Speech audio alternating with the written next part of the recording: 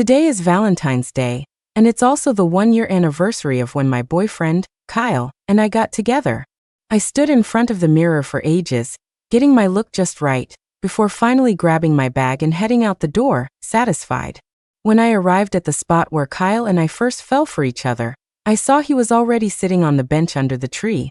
I let out a little "huh" of surprise. How did he manage to get here before me this time? Ever since we started dating, it's always been me waiting for him, and he always has a different excuse for being late. Babe, I'm so sorry, they made me work late at the office. My bad. Babe, I almost got into a car crash on the way here.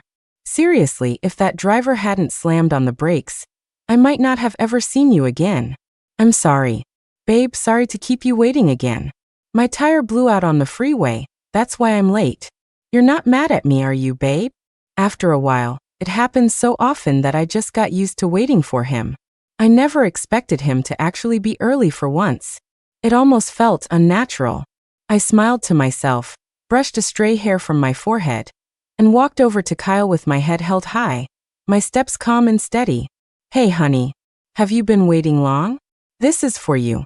I hope you like it. I smiled and handed him the gift box from my bag. As Kyle took the gift, he leaned in and placed a kiss on the back of my hand. It was a little move he'd developed since we got together. Every time I gave him a gift, he'd take my hand and leave his mark with a kiss. Thanks, babe. I love it. And it just so happens I have a gift for you today, too. Kyle gazed at me, his eyes overflowing with a gentle, watery tenderness. Hearing that he had a gift for me, I asked curiously, "Oh, what is it?" You can't blame me for asking. In the entire year we'd been together, besides the cheap ring he gave me on Valentine's Day when he first asked me out, he had never given me another gift. The reason, of course, was that Kyle and I came from different worlds. He was from a small town in the country, while I was a city girl. I make over 10 grand a month, he makes about 1,000.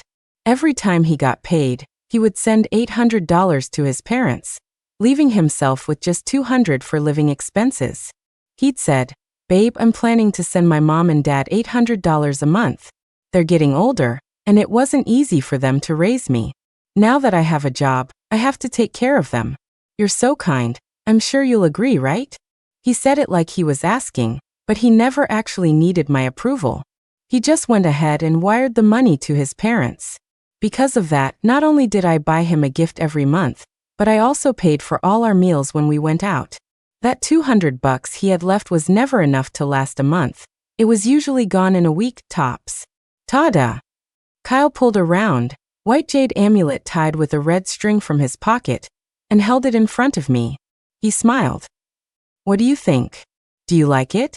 I picked this good luck charm especially for you. It'll keep you safe. When I'm not around, it can protect you in my place. I saw that the amulet was exquisite. The jade was smooth and pure, with the soft luster of polished stone. Just as I was about to reach out, ready to say, "I love it," a ray of sunlight suddenly hit the amulet, making it glow with a faint light.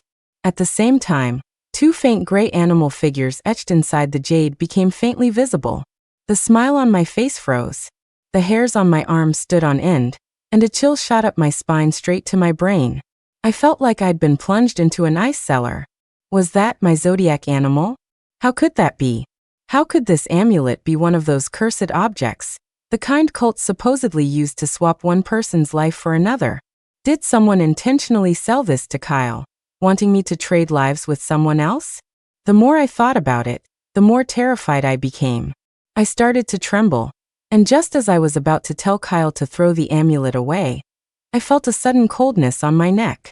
I looked down and saw the amulet was already hanging around my throat. My eyes widened in horror. I frantically reached up, trying to take it off. But before I could even touch the red string tied behind my neck, Kyle grabbed my wrist. "It's so beautiful." I knew I had good taste. "That amulet really complements your skin. Babe, promise me you'll never take it off, okay?" Kyle stared obsessively at the amulet on my neck, a cold smirk unconsciously pulling at the corner of his lips. A flash of calculation and contempt flickered through his adoring eyes. Internally, Kyle was ecstatic. Perfect. I finally got this stupid woman to wear the amulet that will swap her fate with another's. My year of careful planning wasn't for nothing. Now my darling Jenna can be saved. The master said that as long as the wearer doesn't take it off for 3 months, the life swap will be successful. But if they take it off frequently, it will fail. Nina, I've been your boyfriend for long enough. It's time you traded your life for my Jenna's. When I heard the words, never take it off, I looked up in a panic and met Kyle's gaze, catching that fleeting look of calculation and contempt. My body went rigid, as if I'd been thrown into a frozen lake in the middle of winter. My blood felt like it was turning to ice. Disbelief and the pain of betrayal crashed over me like a hurricane, overwhelming my thoughts. How could this be? Was this all Kyle's doing? Did he give me this amulet on purpose to make me swap lives with him? I lowered my eyes, my thoughts a tangled mess. But that didn't add up. My zodiac animal is the snake, and Kyle's is the tiger. The other animal in the amulet, besides mine, was a rabbit. If he wasn't trying to swap lives with me, did that mean he was trying to give my life to someone else? Why? Why would he do this? For the past year, I could honestly say I'd done everything a girlfriend should. So why would he want to harm me? Hello. Just as my mind was spiraling, Kyle's voice cut through my thoughts. Babe, what's wrong? You don't like it. A flicker of understanding crossed my eyes. I decided it was best not to tip him off before I knew the whole story. It had only been on for a moment. I could just take it off when I got home. I quickly composed myself. When I looked up again, my eyes were sparkling, and a bright smile was on my face. I hugged his arm and said playfully, "How could I not? I love anything you give me. It's just you said I should never take it off, so I was wondering, not even when I'm in the shower?" I asked in a joking tone, batting my eyelashes. Seeing my happy expression, Kyle chuckled and playfully tapped my nose. Of course. Not even in the shower. Otherwise, the amulet will lose its power. He was all smiles, but inwardly he was breathing a sigh of relief. So the little bitch wasn't suspicious after all. That gave me a scare. I knew it. She's just some pretty, privileged city girl. How could she possibly notice anything strange about the amulet? I looked up into Kyle's eyes and pouted, pretending to be annoyed. Fine. Since this is only the second gift you've ever given me, I'll promise you. Kyle's face darkened for a split second. He clearly hadn't expected me to call him out like that. After all, in all the time we'd been together, I'd never once asked him for a gift. It was always me giving things to him. But perhaps because he was thinking about how my life would soon be swapped, his expression only soured for an instant, so fast I almost missed it. Kyle reached out and touched the amulet on my neck. Good, that's good, he said with a smile. I watched as he kept smiling, but a deeply hidden, cold glint flashed in his eyes. Kyle, you're my boyfriend, and you dare to use a cursed object like this to harm me.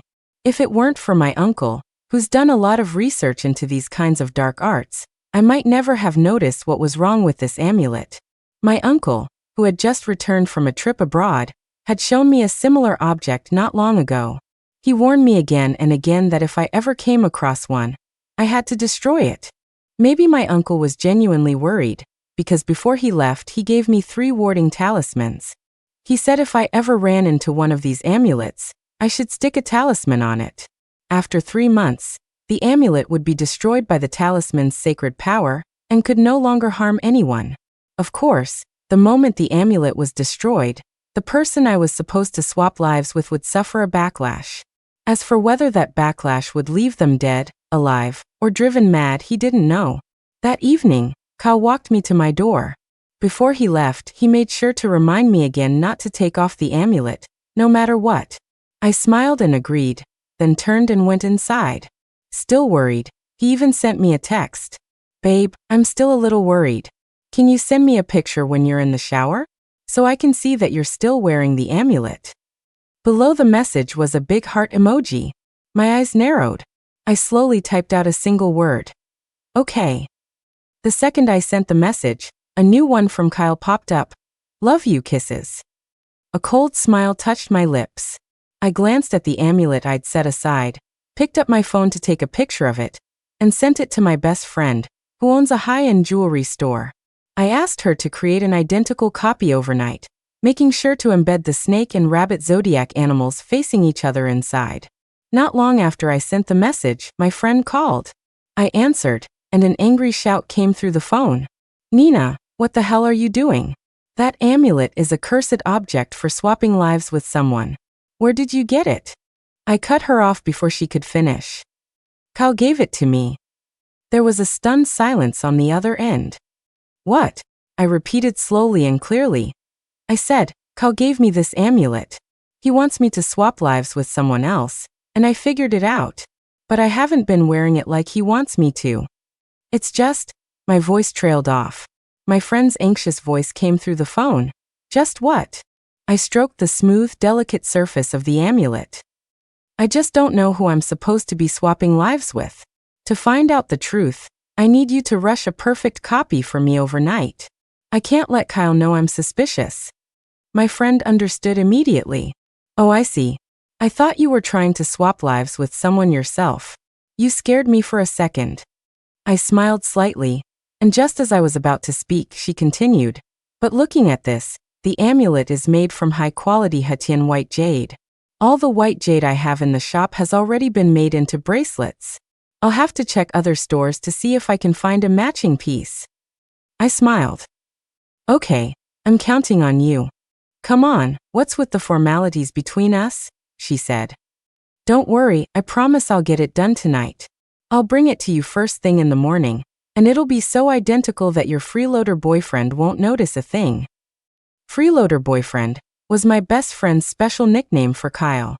She had been excited when Kyle and I first got together, but the moment she met him and saw his faded, washed-out shirt, her expression immediately darkened. After we talked, she said in disbelief, "Are you kidding me? Nina, you could have anyone, and you choose some poor kid from the country? Look at him, he looks so broke. Is he a gold digger?" Her disdainful look made Kyle lower his head in shame.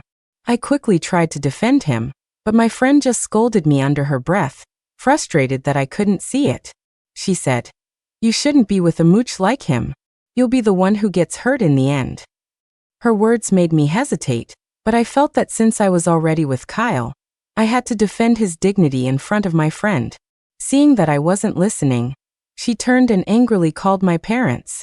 When they arrived, they didn't approve of me being with Kyle either. The reason was the same. Our family backgrounds were too different. We just weren't a good match. When Kyle saw that my parents also disapproved, he knelt before them in public and made a vow. "Sir, ma'am, I know that with my background, I'm not worthy of a wonderful girl like Nina. But I promise you both, my love for her is absolutely genuine. If you're still worried, I'll swear an oath to the heavens right now. If I ever make Nina shed a single tear of sadness while we're together, may lightning strike me down and grind my bones to dust." His words left my parents and my best friend stunned. They couldn't believe Kyle would make such a solemn vow for me. I, on the other hand, was moved to tears. Seeing the determination in Kyle's eyes, my dad relented a little.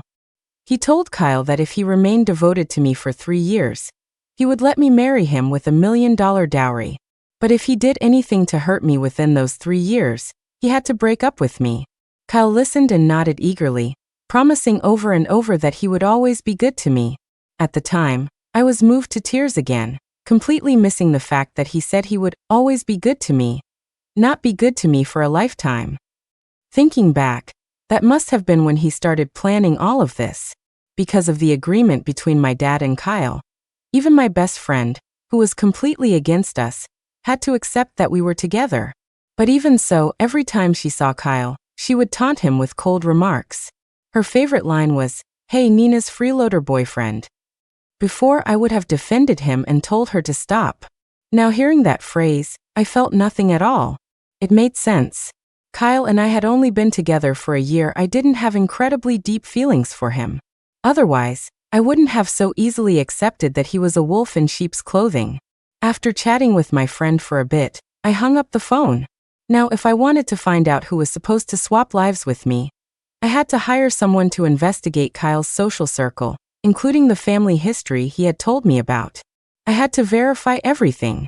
From the moment Kyle put that life-swapping amulet around my neck this morning, I had lost all trust in him. In the shower, I deliberately took a photo showing the water droplets glistening on my neck. Of course, it was just my neck. I'm too conservative to send him a nude photo. That would be like handing him blackmail material on a silver platter. I'm not that stupid. After taking the picture, I sent it to Kyle and took off the amulet. When Kyle saw the photo, he replied with a simple okay and then went silent. Before turning off the lights to sleep, I opened my safe and took out the 3 warding talismans my uncle had given me. Besides me, my best friend also had 3. When my uncle was explaining the life-swapping amulet to me, my friend had happened to come over. That's why she called me right after I asked her to make the copy. Before my uncle explained the amulet's function, he told me about the timeline. The cursed object needs to be worn for 3 consecutive days without being removed for it to activate. The process takes 3 months, and at the end of that period, the life swap is complete. I had only worn it for less than 10 hours today, so I hadn't felt any ill effects. I placed a warding talisman on the amulet, opened the safe, and put the amulet and talisman inside together. Then I turned off the light and curled up under the covers. The February weather was already turning to spring, but the nights were still cold. The wind that blew in was bone-chillingly cold, a cold that seeped into your heart. Gradually, I drifted off to sleep. In my dream, I saw my face covered in sores, my once smooth, fair skin gone. I dreamed that my entire body was covered in a red rash that no injection or medicine could cure. I dreamed that my scalp was so itchy that my hair fell out in huge clumps until I was as bald as a nun, but it still didn't stop. I dreamed I tore off my own scalp, the flesh separating from the bone, revealing a writhing mass of maggots underneath. I screamed and shot up in bed, gasping for air. Large beads of sweat rolled down my cheeks and dripped onto the covers, soaking a patch of the fabric.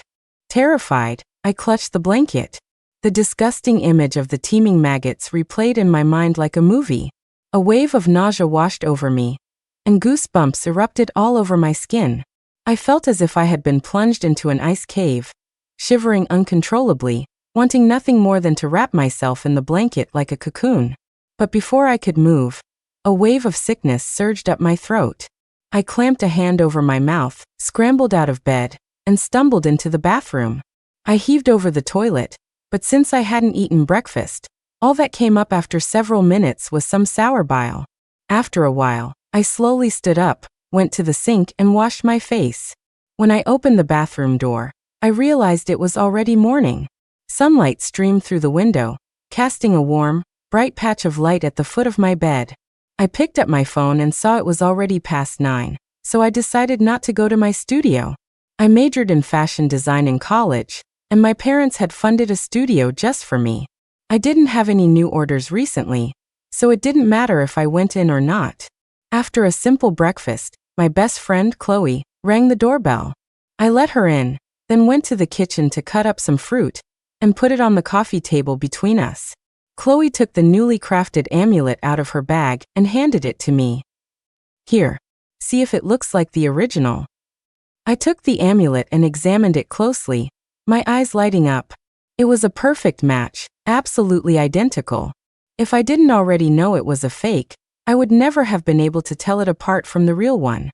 Chloe, thank you, I said, looking at her gratefully, a small smile playing on my lips. Chloe smiled back at me. What are you thanking me for? If you hadn't been sharp enough to notice, that freeloader boyfriend of yours might have really gotten you. But to make a perfect copy overnight and get it to you this fast, I haven't slept a wink. How are you going to make it up to me? Chloe looked up at the ceiling and playfully wiggled her fingers at me. I shook my head with a helpless smile and transferred her some money on my phone. There. Sent. Chloe picked up her phone from the coffee table and saw that I had sent her a full $80,000. She immediately refused. No, this is way too much. I can't take it. Take it back right now. I put my arm around her shoulder. Come on, what's with us? We've been friends since we were kids, practically sharing clothes. You helped me out this much. How could I not thank you properly? Chloe's voice was urgent. But I held up a hand to stop her. No buts. If you really don't want to take the extra money, then you can do me another favor. Chloe asked, What favor? I picked up a strawberry and took a bite.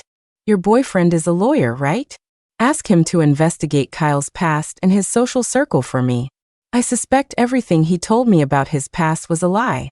Since he dared to use a cursed object like this on me, it means the person he wants me to swap lives with is very important to him. Only by getting to the bottom of this can I get my revenge on that bastard Kyle. I practically spat out the last sentence through gritted teeth. I swore to myself that as soon as I found out the truth, I would make Kyle pay for what he did. Chloe looked at me intently. Nina, she said, I've noticed you're a little different than before. Oh, I raised an eyebrow, curious. How am I different? Chloe rested her chin on her hand. I feel like you've finally woken up. You're not defending your freeloader boyfriend anymore. I relaxed and leaned back against the sofa cushions, letting out a sigh. Oh, is that all? The only reason I ever defended him in front of you was because he was my boyfriend. As his girlfriend, of course I had to protect his pride. But even though we were together for a year, my feelings for him weren't that deep. I think it's because he was always late for our dates. Nobody likes waiting around for someone. Besides, it's only been a year. Discovering his true colors now isn't too late. Chloe slumped against my shoulder and whispered, You're right.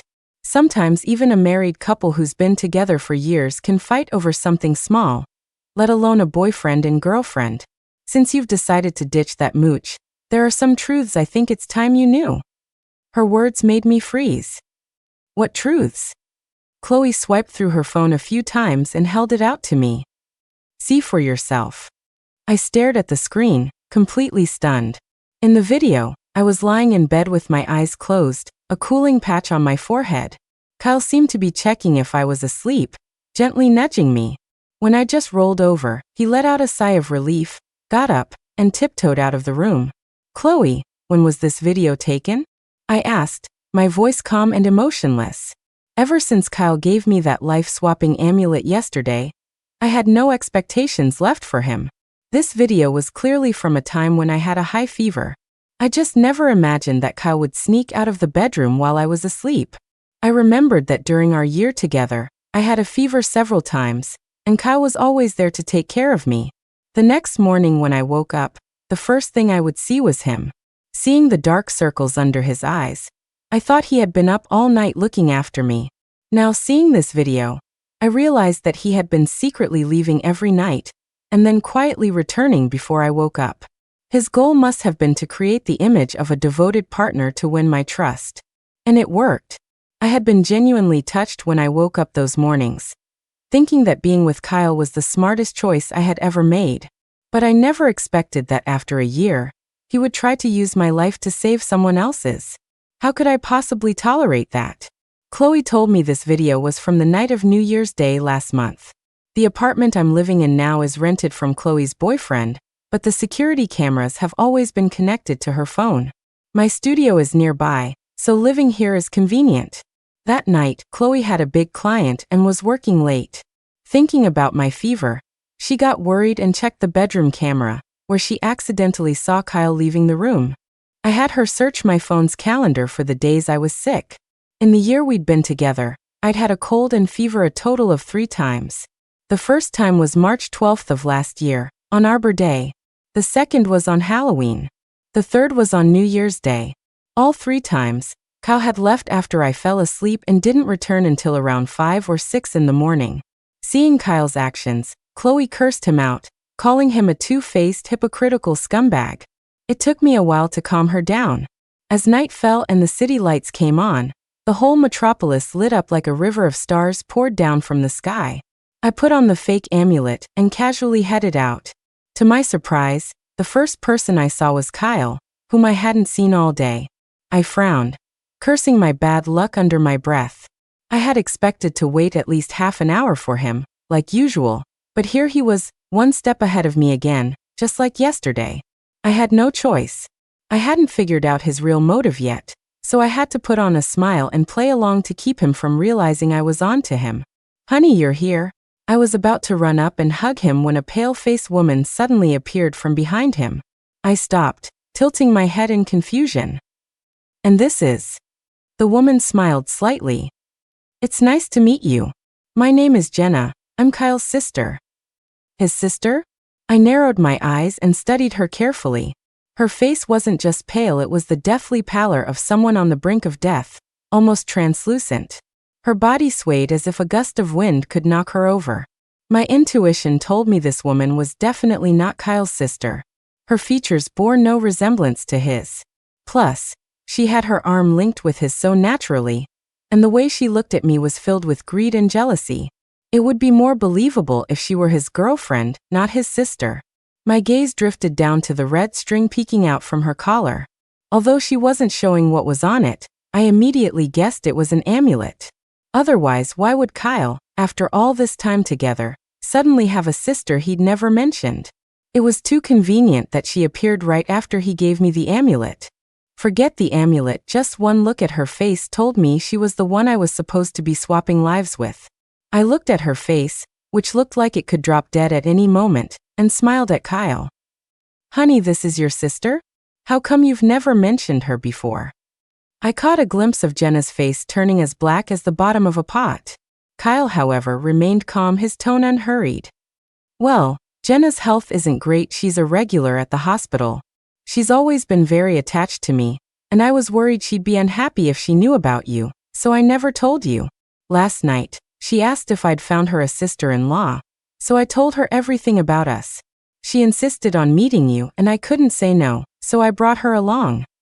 Seeing Kyle lie so shamelessly made me feel even more contempt for him, but I kept a smile on my face. I see. Well, we were just about to get dinner. Why don't you join us, Jenna? Jenna's eyes lit up. Really? Can I really have dinner with you guys? I looked at her and nodded. You don't look very well. Tell me what you'd like to eat, and I'll book a private room. Jenna walked over and, without any hesitation, linked her arm with mine, rattling off a list of expensive dishes she wanted to eat. In the end, I booked a private room at a 5-star hotel. Kyle and Jenna ordered a ton of their favorite dishes from the menu, and not once did either of them ask me, can the three of us even finish all this? Isn't it a bit wasteful? Jenna's eyes sparkled as she looked at the feast spread before her, swallowing repeatedly. She looked like a pampered princess who hadn't seen food in ages. Yet she still managed to maintain a facade of restraint. I rolled my eyes inwardly. You and Kyle were the ones who ordered all this. If you can't finish it, that's not my problem. I held my teacup with both hands and took a sip. It's fine, this hotel does takeout. If we can't finish everything, your brother can pack it up for a late-night snack. Kyle's hand, holding his chopsticks, froze. He looked up at me in disbelief. I knew what he was thinking. I had brought him to this hotel before, but he had never once considered packing up the leftovers. Because I was paying, he had ordered a dozen of the most expensive dishes, none of which he finished, and none of which he packed up. Seeing him waste food like that, I simply stopped bringing him here. Later, Kyle had mentioned wanting to come back to this hotel for dinner, but every time he brought it up, my cold stare would scare him off. Now, after so long, Kyle was finally eating at this hotel again, and was eager to feast. But after hearing what I said, he almost forgot how to hold his chopsticks. Before he could even open his mouth to say a word, I added, Also, Jenna, your brother and I aren't married yet, we're just dating. You should probably just call me Nina for now. We can talk about the other stuff after we get married in a couple of years. I had planned to just ignore it, but on second thought, it was better to address it directly to stop him from repeatedly messaging me for photos. Honey, since you're so concerned about me, how about I send you a picture from my shower every day? Kyle's reply came back almost instantly. Yes, babe. I went through a lot of trouble to get this amulet for you. You have to promise me you'll never, ever take it off, or it won't work. I scoffed internally. You're not afraid it won't work, you're afraid the life swap will fail. I quickly typed back. Okay, honey, you can rest assured. I promise that no matter when, no matter where, I will never take this amulet off. After replying, I sent him a selfie for good measure. I didn't bother reading any of the messages Kyle sent after that. Instead, I put my phone on the sofa, turned on the TV, and settled in with a movie and some sunflower seeds, feeling perfectly relaxed. Half an hour later, My phone started buzzing with a stream of new messages. I opened it and saw they were from my landlord, Chloe's boyfriend. My eyes lit up. It had to be the information on Kyle. I eagerly opened the images to look. After reading through it all, I was filled with a mix of emotions. It turned out the woman named Jenna was indeed Kyle's sister, but not by blood. She was his adopted sister. 20 years ago, Kyle's parents adopted 5-year-old Jenna. They had intended for her to be a companion for Kyle, but they never imagined that after 13 years of living together, the siblings would fall in love. The day after Jenna's 20th birthday, their parents, who had gone into town, returned home unexpectedly and walked in on the two of them. Their mother was so shocked she had a heart attack and died on the way to the hospital, leaving behind nothing but a cold body. The incest and his wife's death were like a mountain crashing down on Kyle's father. A week after the funeral, he threw both Kyle and Jenna out of the house and disowned them. But the siblings held a grudge. One day, while their father was crossing the street in town, Jenna, hiding in the crowd, pushed him into the flow of traffic. He was instantly pulled under a large truck and killed on the spot. However, what goes around comes around. 2 years later, karma caught up with Jenna. She was diagnosed with bone cancer, and it was terminal. The doctor said there was no hope and advised Kyle to stop treatment. Kyle refused, begging the doctor to do whatever it took to save Jenna's life, saying he would find a way to get the money. At Kyle's request, the doctor suggested chemotherapy to prolong her life. But the monthly treatments cost over $8,000. With no savings, Kyle had to take a job as a laborer on a construction site, earning about $40 to $50 a day, which only added up to a little over $1,000 a month. It was nowhere near enough for Jenna's treatment. To scrape together the money for 1 month of chemo, he worked himself to the bone every day. After half a month, his daily wage increased to about $60, but it was still far from enough. Kyle didn't dare to slow down, continuing to work with all his might. The moment he got paid, he would immediately pay the hospital, terrified they would kick Jenna out. This went on for a month. One night, while walking home late, Kyle saved a homeless man from an attack. The man was grateful and offered to grant him one wish. Kyle didn't think much of it. How could a beggar possibly know what he wished for? Just as Kyle was about to walk away, the beggar stopped him and described Jenna's medical condition in perfect detail. Hearing words that mirrored the doctor's, Kyle fell to his knees in front of the beggar, pleading with him to save Jenna. The beggar handed Kyle 2 white jade amulets and a talisman. One is a life-preserving talisman. It can keep Jenna alive for 3 years, but she'll still need chemo to manage the disease. As for the amulets, they are for swapping her life with someone else's. Following the beggar's tip, Kyle got a job near my studio, with the sole purpose of getting close to me, so he could trick me into willingly swapping my life with Jenna's. At first, I paid him no mind. Then he seemed to figure out my work schedule and started showing up downstairs from my studio every day. After a week of this, I was so annoyed that I stopped taking new clients and just stayed home, ordering takeout when I was hungry. I didn't leave the house for over half a year. Then, on Christmas Eve 2 years ago, a street thug posing as a delivery driver kidnapped me at knife point. In that critical moment, Kyle appeared and saved me. His arm was slashed by the knife, and blood was pouring out. I was so worried about him that I rushed him to the hospital. As for the thug, I completely forgot about him. By the time I called the police, he was long gone. That was when I started to develop feelings for Kyle, which is why I said yes when he asked me out on Valentine's Day. Reading this file now, I realized just how foolish I had been. The thug was the same beggar who gave Kyle the amulets. They were in it together, all to win my trust. But there was no need to worry. The file showed that the beggar had left the country 6 months ago. 2 months later, he offended a wealthy local businessman, was thrown in prison, and was beaten to death by other inmates within 3 days. The life-preserving talisman was supposed to last for another 4 months, but Kyle couldn't bear to see Jenna suffer, so he moved up his plan and put the amulet on my neck on Valentine's Day. The file proved that he had succeeded, but he had also failed. The life-swapping ritual was doomed from the start. In addition to the documents, Chloe's boyfriend also sent me a lot of photos and one video. I didn't look at the photos, just the video. The background of the video looked familiar. It took me a moment to realize it was Kyle's apartment. I had only been there once or twice, so it didn't register right away. In the video, Jenna was leaning against Kyle's shoulder like a delicate bird, their posture intimate. Kyle was smiling at her with doting affection. "So Jenna, are you feeling better now?" Jenna nodded shyly, then added with a hint of worry, "But what if she takes the amulet off halfway through?" Kyle's voice was confident. "Don't worry, she won't. I saved Nina from that beggar, and she's been grateful and trusted me ever since. For the past year, she's always been the one waiting for me on our dates. She's become dependent on me. I'm certain she can't live without me.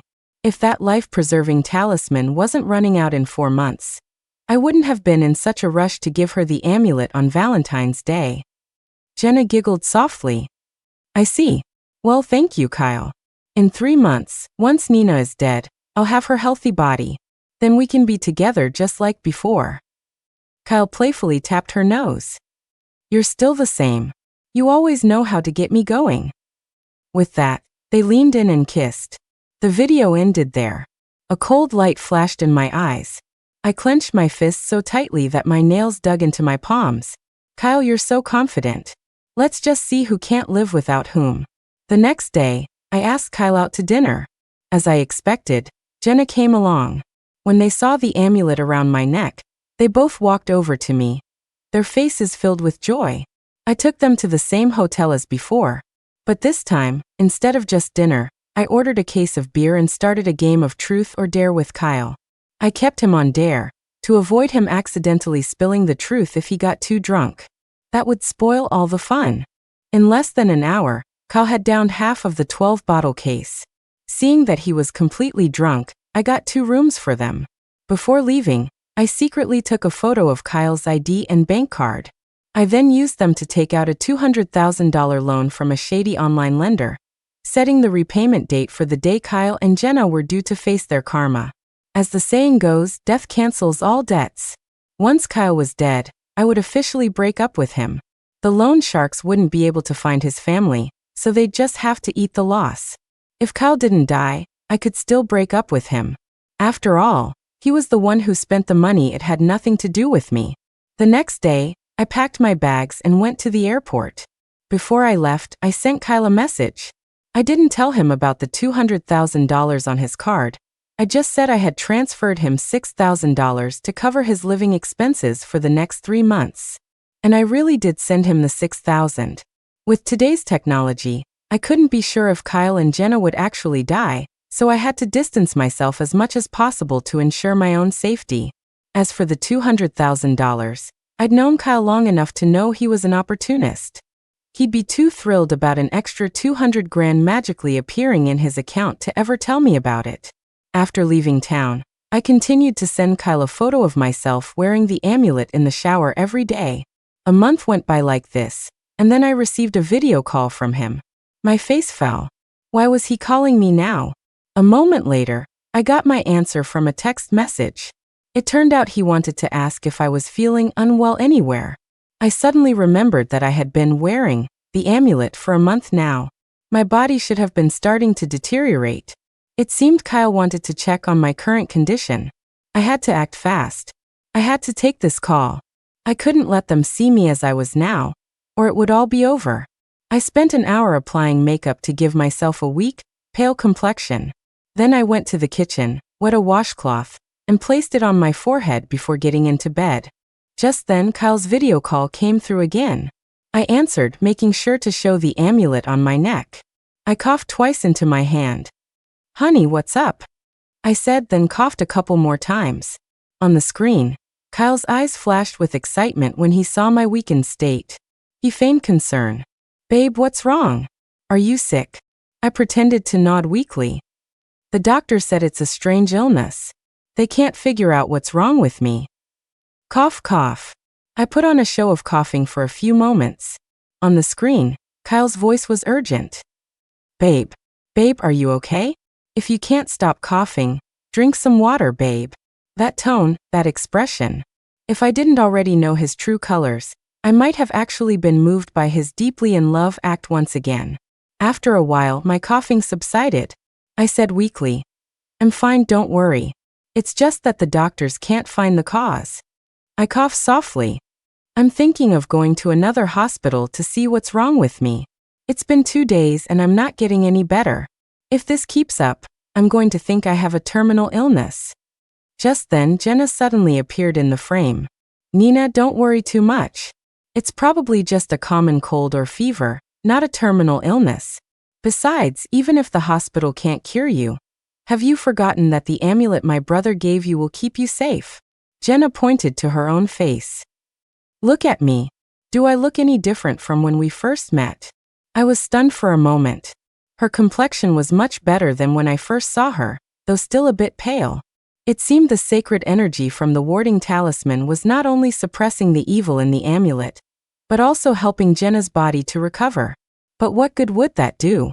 In 2 months, the backlash would probably be even more severe.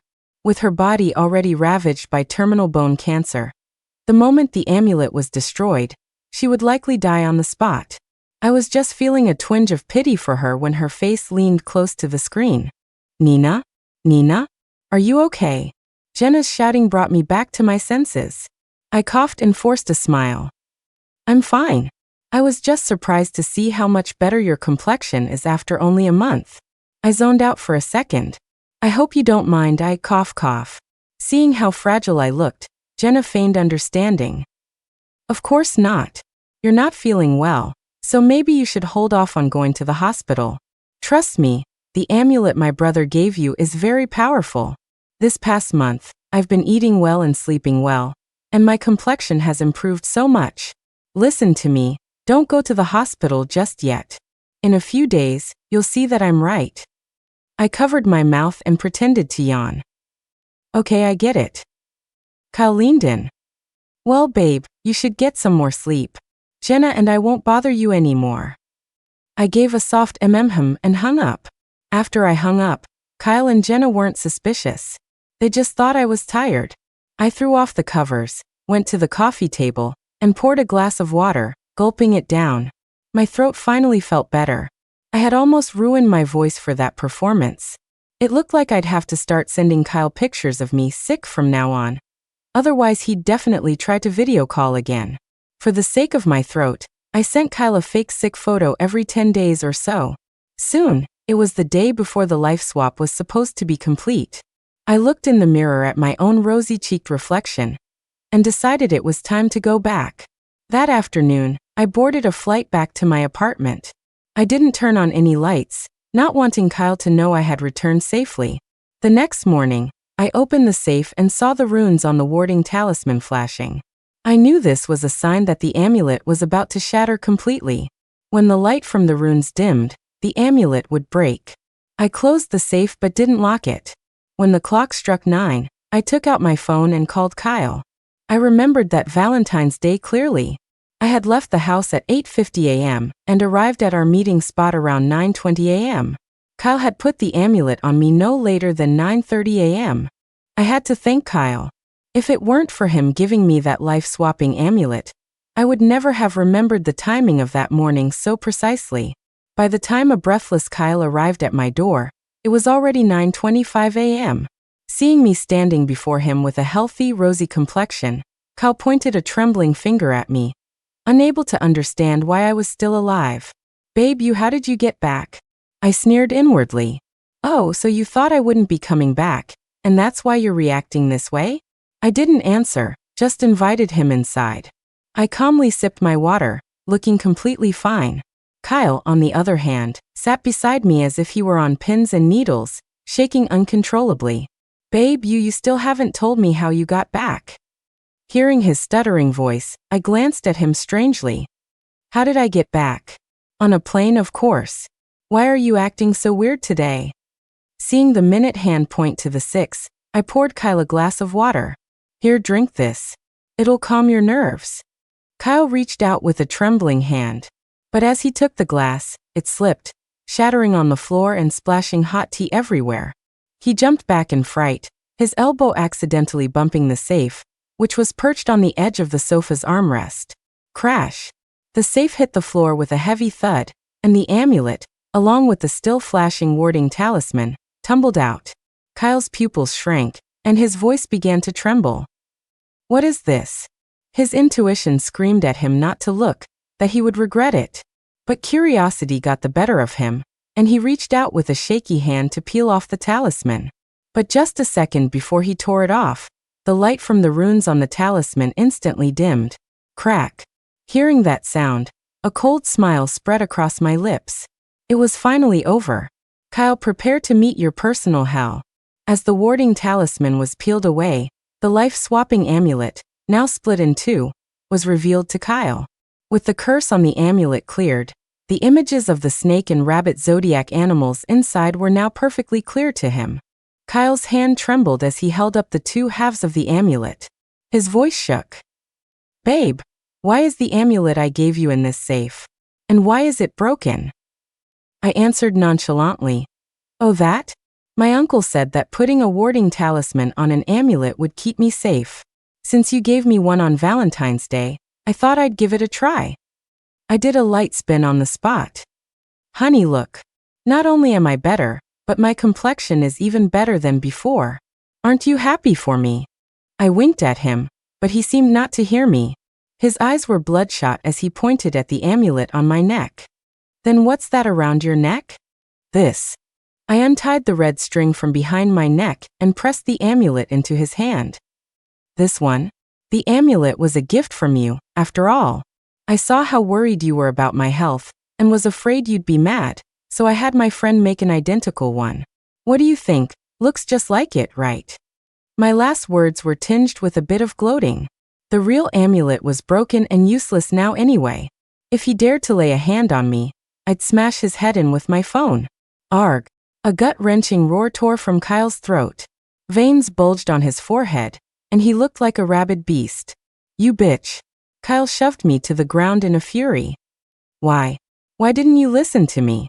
Do you have any idea that you've killed someone? Killed someone? I stood up and faced him, my voice ice cold. Kyle, you listen to me. The person who killed her isn't me. It's you. I advanced on him, step by step. For every step I took, he took one back. My eyes blazed with fury. If you hadn't given me this cursed object, I wouldn't have found you out. If I hadn't found you out, it wouldn't have been locked in this safe with a talisman. And if it hadn't been locked in this safe, the one dying today would have been me. Each word was a drop of blood, my eyes fixed on him, wishing I could burn a hole right through him. I backed Kyle into a corner. As my words fell, he suddenly slumped to the floor, his eyes wide with horror. You bitch. You knew all along, didn't you? Kyle looked up at me, his eyes filled with a hatred so intense it felt like he wanted to swallow me whole. I clapped my hands once sharply, and laughed a wild, unrestrained laugh. That's right, congratulations. You guessed it.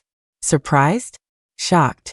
From the moment you showed me that amulet, I recognized it as a cursed object for swapping lives. My adopted sister and I were never in the process of swapping fates. It was all just the sacred energy from the warding talisman protecting her.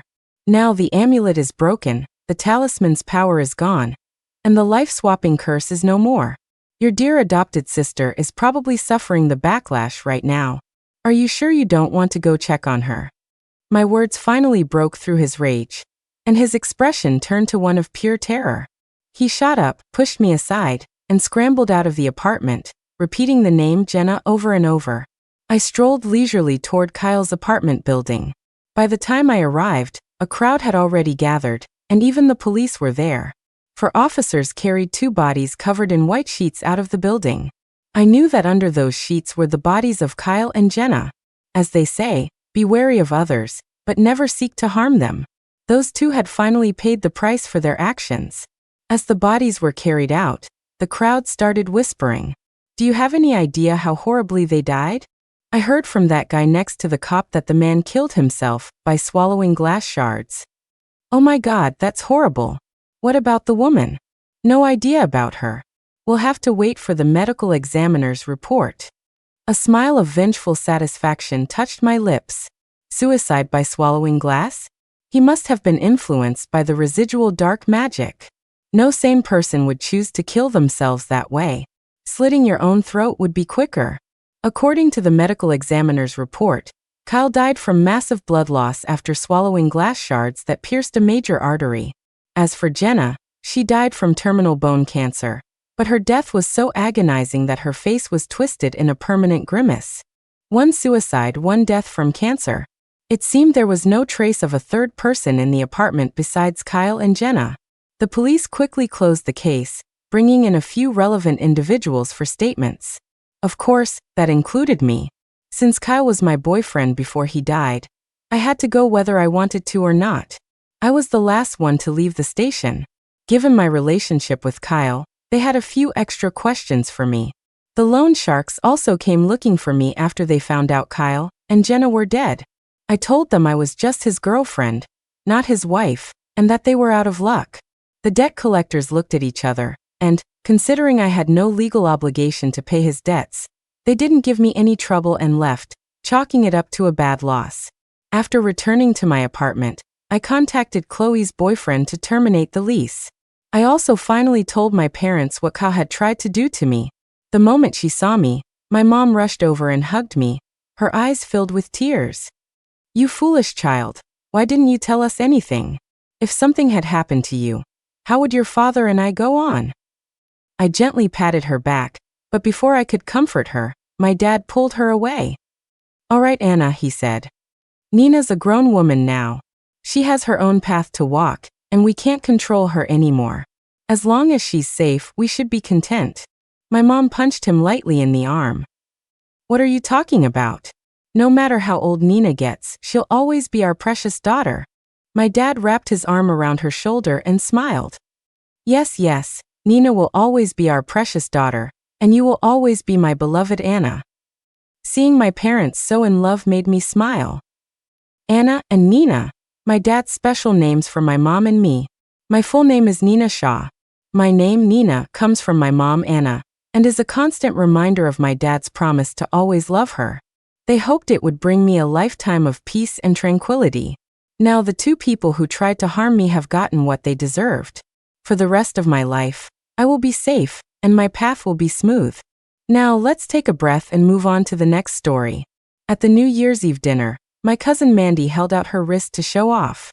"Got some new gold for the new year." I bet my cousin Ava didn't get anything from my aunt and uncle, did she? On her wrist was a heavy gold bracelet, easily over an ounce.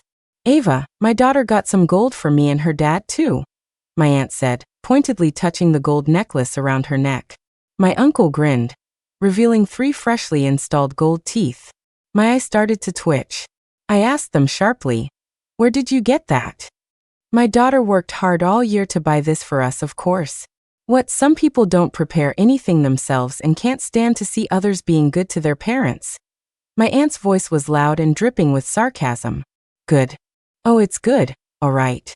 Tearing their grandparents' golden wedding contract out of their coffin, melting it down and wearing it.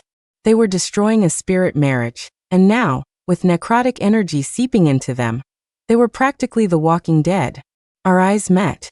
They were still family after all. I had to warn them. "You have 3 days to restore the wedding contract and put it back. If you do, you can still be saved." "What are you talking about? What wedding contract?" "Ava Stone, it's New Year's Eve. Are you going to start with your superstitious nonsense again?" Mandy instantly blew up, her reaction way over the top. She let out a yell, and the necrotic energy hidden within her body flared out. The situation was so serious that I didn't care that it was a holiday anymore. I laid out the truth for her and her family. "The gold you're all wearing was melted down from Grandma and Grandpa's wedding contract. That's grave gold. It has spirits attached to it. If you wear it, at best you'll be plagued by illness. At worst, your entire family will be wiped out." My parents' faces changed instantly. I was born with a weak constitution, and they almost lost me. It was only after meeting my master and spending several years at a monastery that I recovered. Because they had seen things with their own eyes, they believed most of what I said. Pa. My aunt's face soured, and she spat dramatically over the table full of food. "Who are you slandering? Don't bring bad luck on New Year's Eve. My daughter earned this with her own money. What wedding contract?" Seeing that they were still in denial, I pointed at my cousin's wrist. The bracelet on your wrist is about 1.5 ounces. That was the main body of the contract. Mandy instinctively flinched and tried to cover her bracelet with her other hand, a clear sign of guilt. Seeing me scare his daughter, my uncle didn't care that it was New Year's Eve anymore and started yelling. "That's a load of crap." I didn't hold back. I pointed at his 3 gold teeth. "Your 3 teeth are about 1/3 of an ounce each. That was the dragon pattern. Auntie, your necklace is about 3/4 of an ounce. That was from the phoenix pattern." The more detailed I got, the angrier they became. My aunt was so furious her face turned green. "Ava Stone, you're just jealous that my Mandy is so thoughtful. There's a limit to how much you can make up. You can tell the weight and the parts just by looking? Who do you think you are, a god?" I didn't answer, just continued to plead with my cousin. "Go back to wherever you had it melted down and have them restore it. It has to be the same place, and you have to do it within 3 days." My aunt and uncle went straight to my parents, demanding they discipline me. "She's so full of bad luck, and you still keep this good-for-nothing daughter around. She's been messed up in the head since she was a kid, and now she's ruining New Year's Eve with this crap. Are you going to do something about it or not?" My parents' expressions soured. "You should ask Mandy. If she really took it, you'd better get it restored quickly. It might save your lives. Gold is expensive right now. 99 grams over 3 ounces is worth $7,000 or $8,000. Mandy never had a real job and was always mooching off her parents. My aunt and uncle worked, but they loved to show off and always lived paycheck to paycheck. They could probably earn that much in a year, but they didn't have that kind of money just lying around to buy gold. Besides, if they hadn't stolen the wedding contract, how could the total weight of their gold just happen to be exactly 99 grams? My parents aren't stupid. They were trying to give good advice, but it completely set my aunt's family off. "We came to your house for a reunion dinner to bring you good fortune. You shameless bitch, you're just jealous of my Mandy. Mom and Dad have been gone for years, and we all put that wedding contract in there together. You're basically accusing our Mandy of robbing their graves." My aunt shrieked like a machine gun. My uncle, burning with rage, tried to flip our dining table. Unfortunately, it was a heavy marble table. He wasn't strong enough to lift it, and just ended up turning beet red.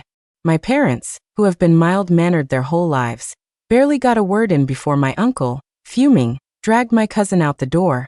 "Fine, fine. This is how you treat us. I'm never setting foot in your house again." And just like that, our New Year's Eve dinner fell apart. My parents looked at the untouched feast with regret. They wanted to say something to me, but on New Year's Eve, nothing seemed appropriate. My dad sighed heavily and picked up his chopsticks. "Let's just sit down and eat. We'll deal with this after the holiday." I slapped his hand away as he reached for a dish. "This food is contaminated with necrotic energy. We can't eat it. Throw it out." My mom, who has been frugal her whole life, couldn't stand the waste.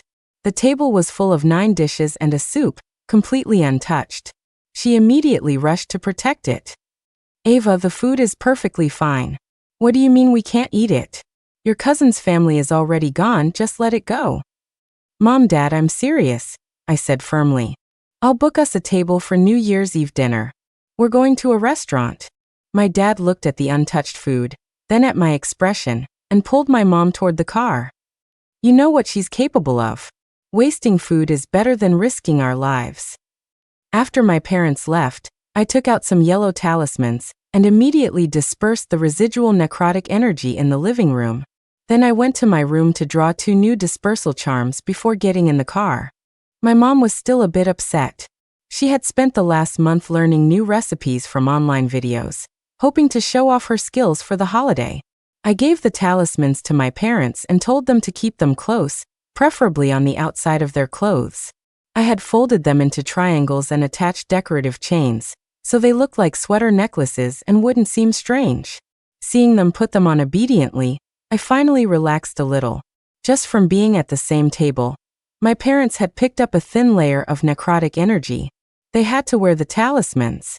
My dad drove, and my mom, after mourning the wasted food for a while, turned from the passenger seat to ask me, "Is it really as serious as you say? If it wasn't, Would I have brought it up on New Year's Eve? I answered gravely. My parents' faces changed instantly. They knew that no matter how stubborn I usually was, I would always try to be polite during the holidays. The fact that I almost flipped a table was a very bad sign. I was afraid they'd be unsettled, so I explained the severity of the situation. My grandparents were one of those rare couples who died on the same day. Their love was deep, and even their wedding contract was hand-beaten from 99 grams of pure gold. Dying on the same day made them a fated couple. They were buried together, which was meant to protect our family's unity and ensure a smooth life for us, as well as allowing them to be together in their next life. Now that my cousin has disturbed their wedding contract, they can't find each other. They'll definitely come looking for someone to help them. And since her family is wearing the melted down grave gold, my grandparents will come for them first. Then you have to save your aunt's family. No matter what, she's still your aunt, my mom said urgently. Even though my aunt was obnoxious, she was still family. My parents naturally didn't want anything to happen to her. I sighed. This involves Grandma and Grandpa. Of course, I won't just stand by. Let's go eat first. You two stay out of this. We went to the new restaurant I'd booked.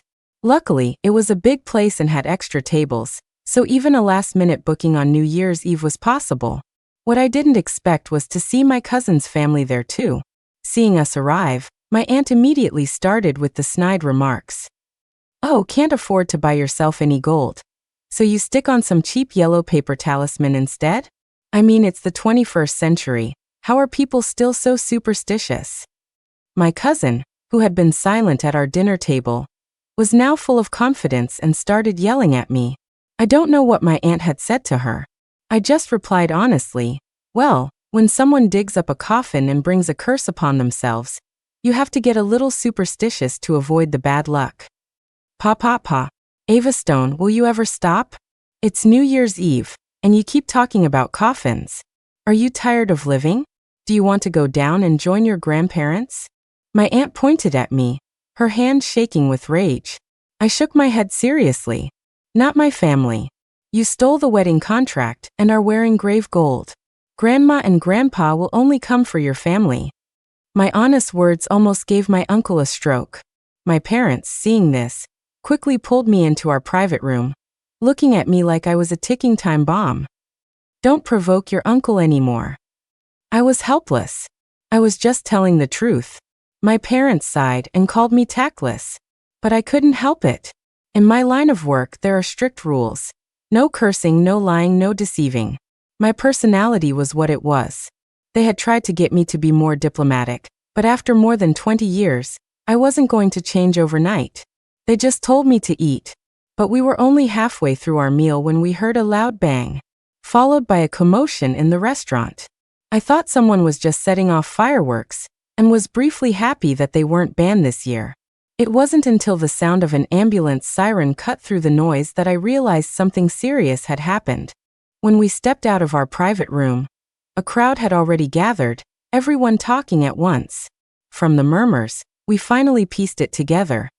Someone's portable stove had exploded, and they were injured. Oh my God! I'm just here having dinner at your hotel. How could such a terrible accident happen? If anything happens to my husband, I'll sue you all. My aunt's wail followed. My parents rushed over to help. Heavens, how could something like this happen out of the blue? But I wasn't surprised at all. I had told them. My aunt's family was covered in grave gold. If they didn't deal with it quickly, at best they'd be plagued by illness, at worst, their family would be wiped out.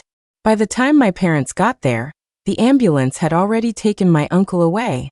Ava, don't just stand there. Come with us to the hospital and check on your uncle, my parents said, pulling me into the car to follow the ambulance. My uncle's face was severely burned. He was rushed into the emergency room as soon as he arrived. When we got there, my aunt and cousin were waiting outside, their faces etched with anxiety. I spoke to my cousin, my voice stern.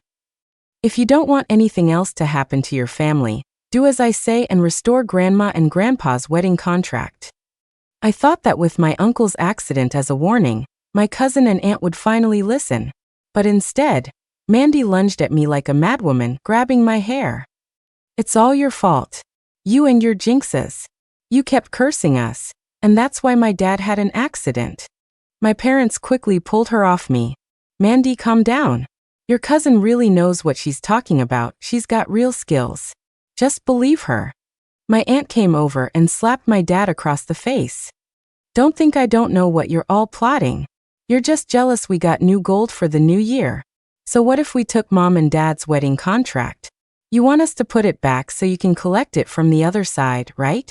I'm telling you, not a chance.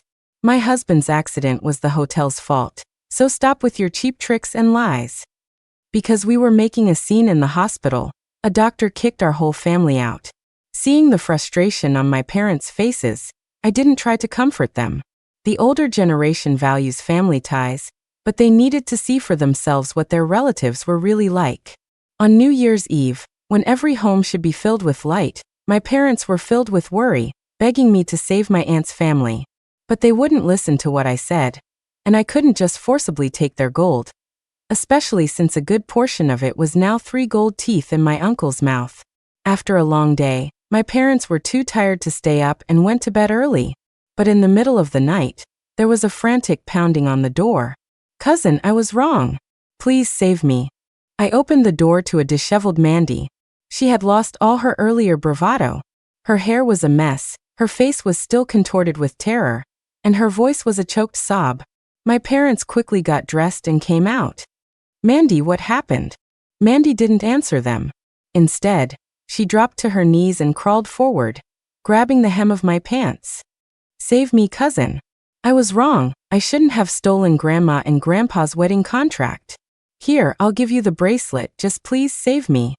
Terrified, Mandy tried to pull the bracelet off her wrist, but no matter how hard she struggled, it wouldn't budge, as if it had grown into her flesh. Tears and snot streamed down her face. You can't take it off, I said. It's already fused with you. That made her even more desperate. She knelt before me, banging her head on the floor. Cousin, I was talking nonsense earlier. I'll slap myself, just please save me. She started slapping herself without a second thought. My parents were so shocked by her reaction that it took them a moment to snap out of it and try to stop her.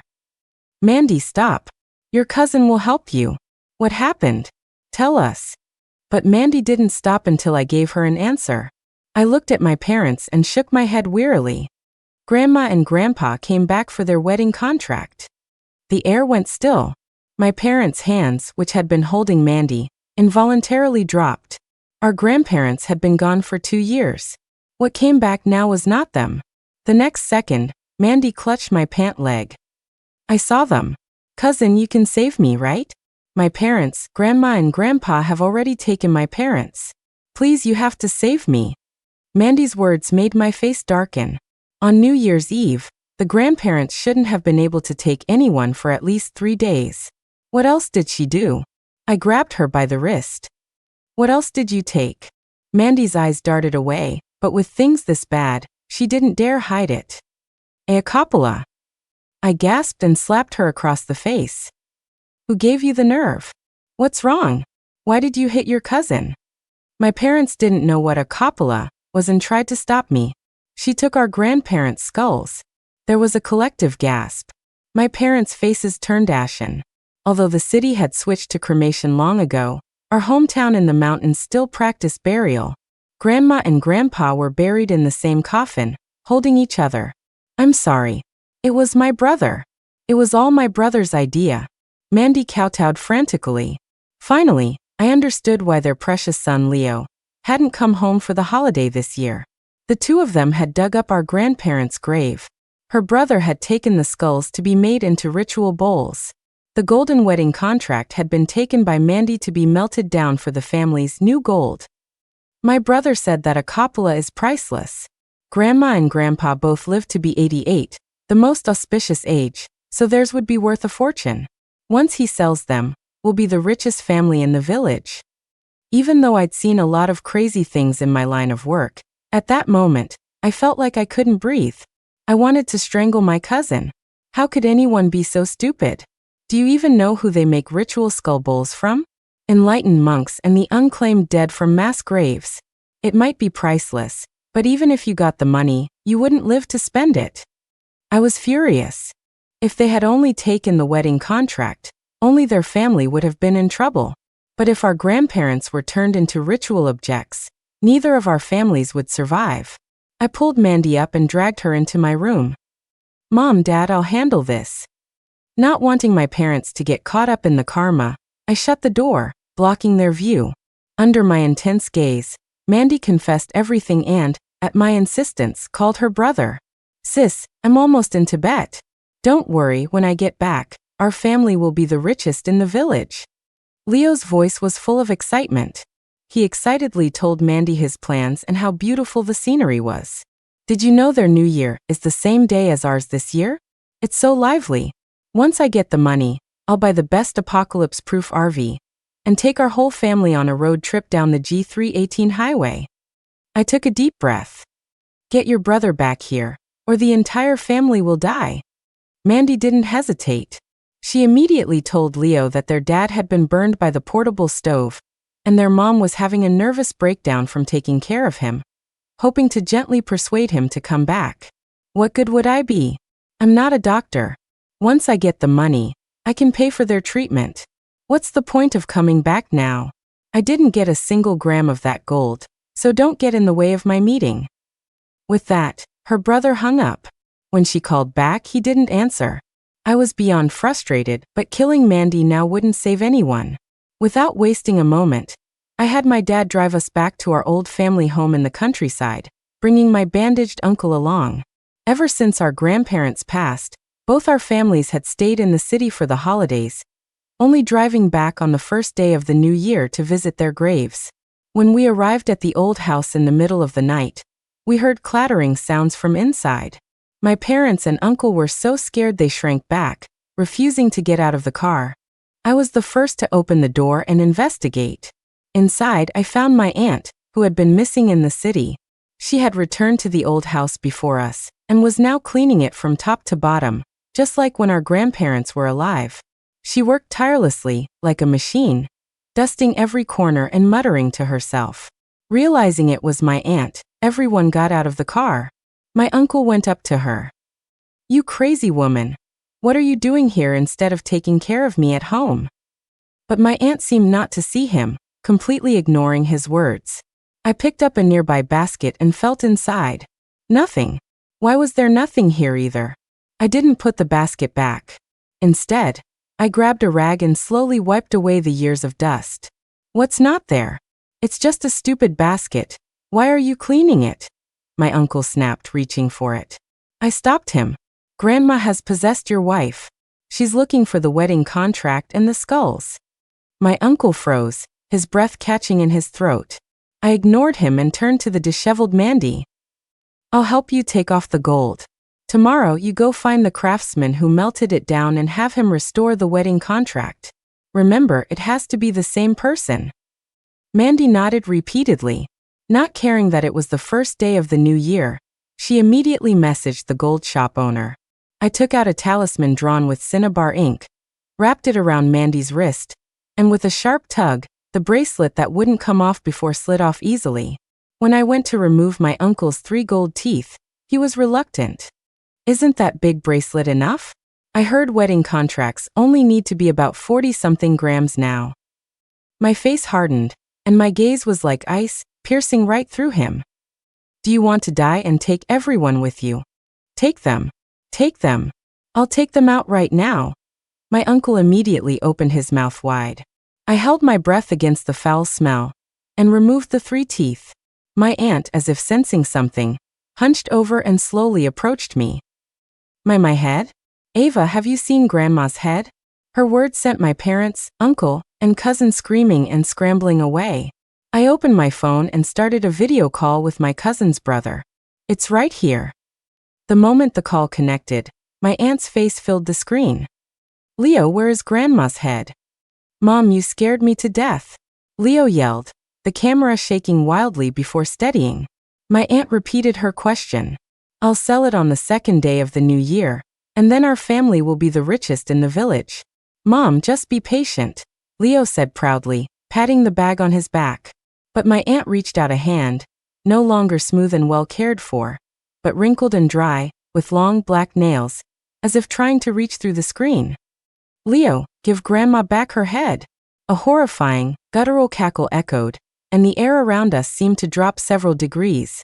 My cousin and uncle, their faces masks of terror, scrambled back into the car. "Ava." My parents looked at me, their faces filled with worry. "Get in the car." "Trust me, it's okay," I said, nodding to them. They reluctantly got in the car.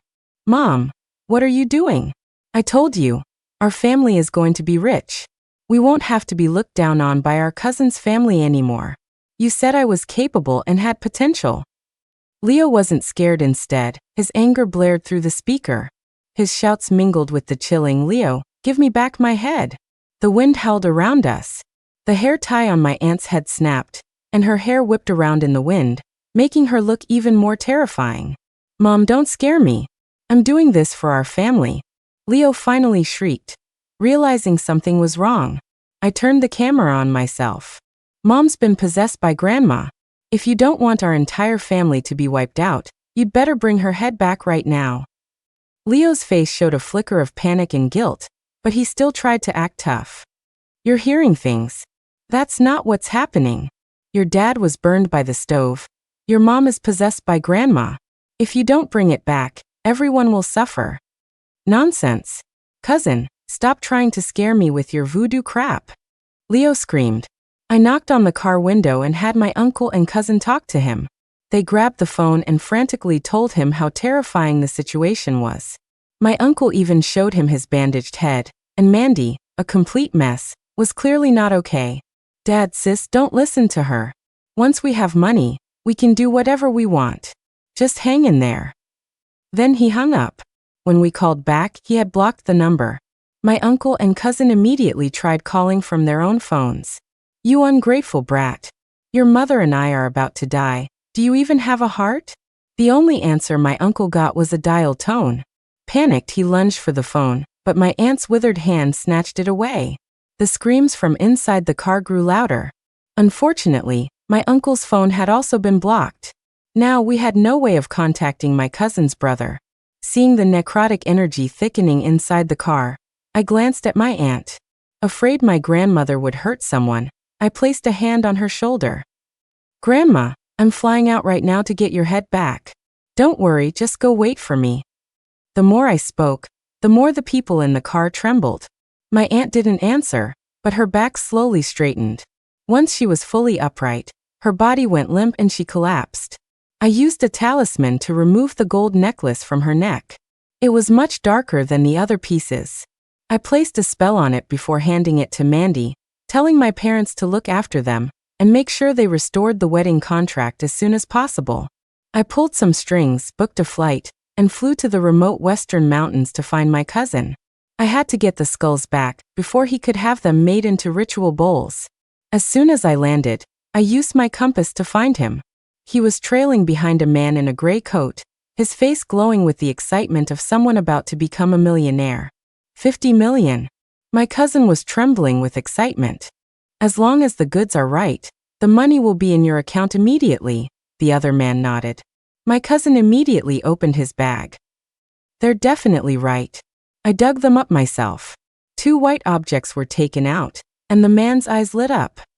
Good. Let me see." The moment my cousin handed them over, I lunged forward, rolling between them and snatching the skulls. "My 50 million!" my cousin shrieked, chasing after me. The buyer also charged at me. After all, what I held was something he had been searching for 10 years, something he had finally managed to trick my cousin into getting. The buyer had some skills and came at me with martial arts moves. I dodged. "These are my grandparents. They're not for sale." "What do you mean, not for sale?" "Cousin, I found this deal myself, don't try to steal it from me." Leo's eyes were wild with rage. "I'm taking my grandparents home," I said, turning to leave. But my cousin charged at me like a mad dog. "Grandma and Grandpa are just rotting in the ground. It's a waste. It's better to turn them into money to benefit their descendants." So filial. I didn't want to waste another word on someone like him. I landed a hard kick to his chest. He clutched his chest in disbelief. People like us, from proper spiritual lineages, always have some skills. The buyer was stunned by my kick. He looked at me, his tone now placating. So you're in the business too. Name your price. Price my ass. You blind fool, I told you these are my grandparents. His face twisted in anger, and he looked like he wanted to attack me again, but there were too many people around. A fight would attract attention, and in this age of smartphones, everything gets filmed and posted online. That wouldn't be good for either of us. You're coming back with me to apologize to Grandma and Grandpa. I ignored the buyer, grabbed my cousin from the ground, and started dragging him away. Apologize for what? You vicious woman, you're trying to ruin my fortune. Leo howled, still flailing wildly at me. His eyes were still fixed on the skulls I had just put in my bag. I slapped him across the face, trying to knock some sense into him. Some money you can earn. But do you really think you'll live to spend it? What do you care if I live to spend it? I found this opportunity, it's my destiny. Don't you dare ruin it. This idiot. His fate was sealed. I threw him to the ground and, ignoring him, rushed to the airport with my grandparents. It had already been a day and a half. If I didn't get home today, my parents would be in trouble too. As I was anxiously waiting for my flight, I got a call from Mandy. The moment I answered, her hysterical screams came through the phone. Cousin, come back and save me. My uncle and aunt are acting weird. My heart sank. My parents had the dispersal talismans I gave them. No matter what, they shouldn't have been the ones in trouble. What happened? I don't know, it's just Auntie isn't right. Mandy's eyes darted around on the video call, and she was being vague. But I could clearly see the talisman I gave my parents on her. At that moment, if it weren't for the fact that Leo's stupid plan would get the entire family killed, I wouldn't have wanted to deal with these two idiots at all. I took a deep breath, forcing down my anger. Get in the car. It's enchanted with my spells, you'll be safe for now. But the car keys are in Uncle's pocket, Mandy stammered, tears streaming down her face. Figure it out. I'm about to board my flight. Did you restore the wedding contract like I told you to? I did. Mandy nodded frantically, holding up a golden contract that looked just like the one that had been buried with our grandparents. I'll be home in 5 hours. You won't die. Just wait.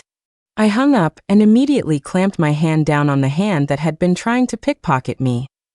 Since you know I'm in the business, don't even think about it. Or I'll show you what a living hell is. My voice was so cold it could freeze blood.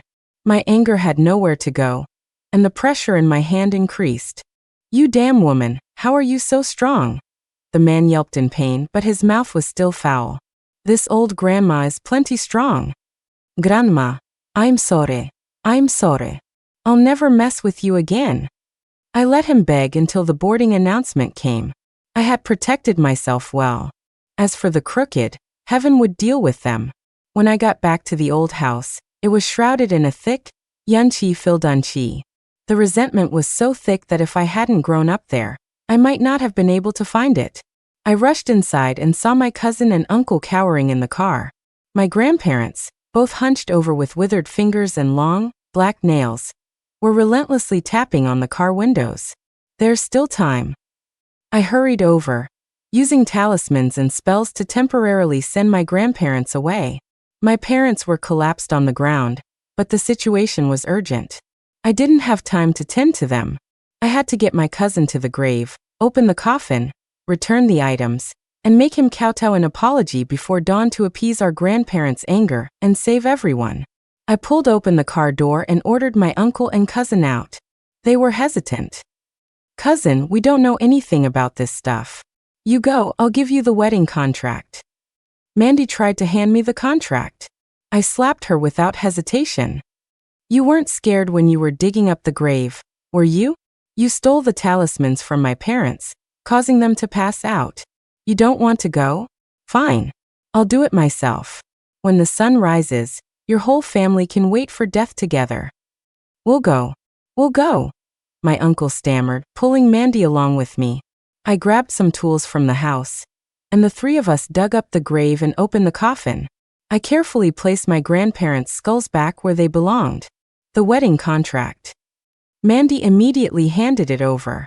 It was golden and gleaming, even in the dark. The color is wrong. The moment I touched it, I realized that while the weight and style were correct, the amount of yin energy it emitted was pitifully low. It didn't feel like the gold they had been wearing. What's wrong with it? Cousin, it's dark and scary out here. Let's just finish up and go home.